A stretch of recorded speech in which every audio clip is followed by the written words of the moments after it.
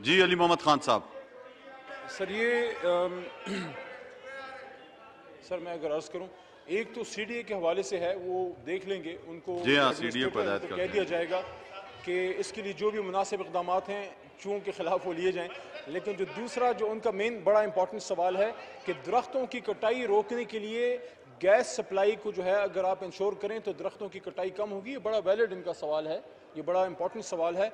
मुझे इस मौके पे हमारे शेर अकबर खान साहब भी याद आते हैं, हमेशा बुनेर के हवाले से वो ये बात करते हैं कि बुनेर में दरख्तों की बड़ी कटाई हो रही है, तो आप सुई गैस की सप्लाई कर दें ताकि दरख्त ना कटें।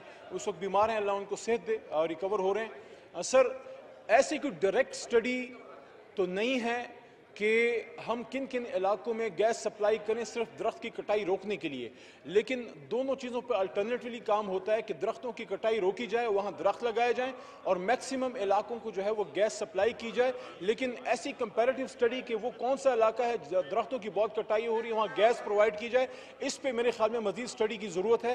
क्योंकि ऐसी कोई सर्वे, ऐसी कोई स्ट्रेटिजिक जो है डिस्कशन मेरे नॉलेज में नहीं है, ना इस सवाल में इसका कोई था, लेकिन इस पर अगर कोई स्टडी हुई है, रिसर्च हुई है, मैं मैडम रहमानी साहबा को बता दूंगा। अगर नहीं हुई तो उस पर मिनिस्ट्री को हम कह देंगे, एक यहाँ से आज रिकमेंडेशन चली जाएगी कि आप इस पर भी वर्किंग करें कि वो कौन से इलाके हैं जहाँ बोर्ड कोई कीमती दरख्त हैं और वहाँ गैस सप्लाई या कोई भी अल्टरनेटिव फ्यूल प्रोवाइड करके हम दरख्तों की कटाई को रोक सकते हैं। शुक्रिया। सही जी।